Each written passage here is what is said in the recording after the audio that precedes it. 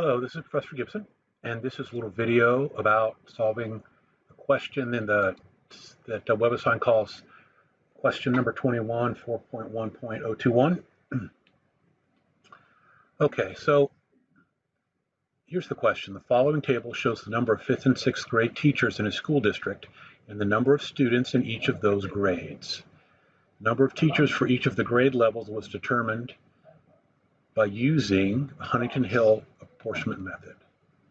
The district has decided to hire a new teacher for either the 5th or 6th grade.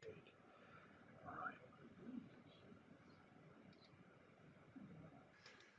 right. Okay, then they ask us to figure this out two ways. They say, A, use the apportionment principle to determine to which grade the new teacher should be assigned. And then B, use the Huntington Hill apportionment principle to determine to which grade the new teacher should be assigned. All right, so essentially they're saying in the past this has been done by Huntington Hill. This time they want us to say, what would the apportionment principle say and what would Huntington Hill say? All right, now the fact that they did what method they did in the past doesn't really matter for what we do now. It's just kind of a little extra. So here's the table they give us. Here's the current data, right? 5th and 6th grade, number of teachers and students in each. Now, this first table, I'm calculating the apportionment principle here. Okay, here's the key calculation. These first two columns, the constituency is the population divided by the number of representatives. That's the book definition. In this case, that would be the number of students divided by the number of teachers. All right? So, first row, this is the case where the new teacher goes to the 5th grade, right? So you click in this cell right here. If you look up above, follow my cursor up to the top. You see it's got 621 divided by 22. Right? Because 621 is the number of students, and 22 is the number of teachers the 5th grade will have if the 5th grade gets the new teacher. That's what we're doing in this row. And then you come to 6th here, that's 708, and it's to come back up to the top here and look, 708 divided by 21. So 708, it's divided by the 21, because in this row, we're doing this, what the numbers will be if the teacher goes to the 5th grade. Right? So if we go to the row down here, then these are pretty much the same, except we're going to flip on the number of teachers, right? So when I click into this row, right? This row here is 6th grade gets the new teacher. So I click into this cell, come up here at 621, that's the number of students in 5th grade divided by 21, because the new teacher is going to go to the 6th grade, right? So it'll still have 21. And then here again, we have the number of students in 6th grade divided by 22 this time.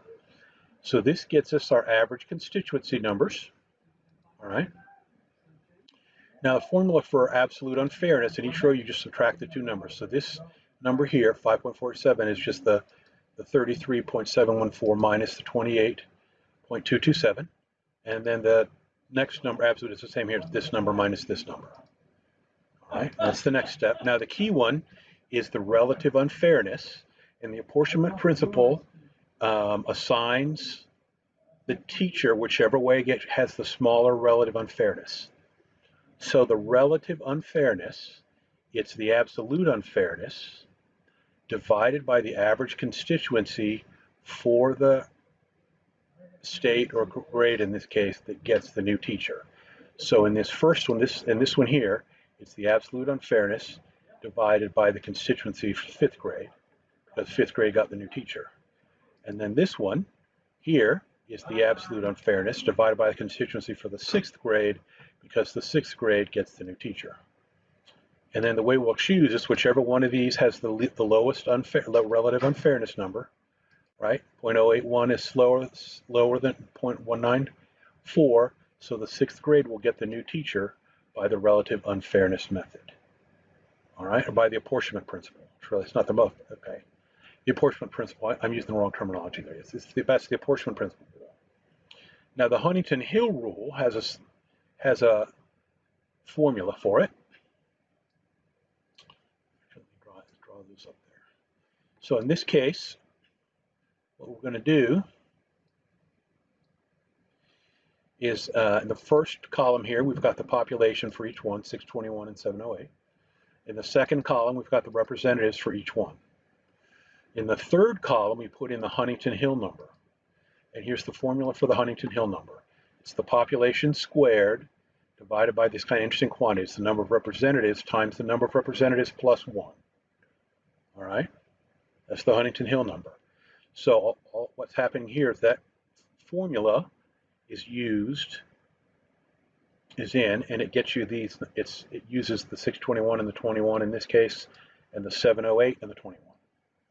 And then the rule for Huntington Hill is the bigger Huntington Hill, the one with the larger Huntington Hill number gets the new rep. And in this case, it's 6th grade again. All right? So by the apportionment principle, the 6th grade gets the new rep because it has the lower relative unfairness number. And by the Huntington Hill principle, the 6th grade gets the new rep because it has the highest Huntington Hill number. Hope you found that helpful. And remember, anytime you're clicking on a cell, up at the top here, it shows you the formula. And then here I have this number. This is the description of the Huntington Hill calculation. And this here is the description of the constituency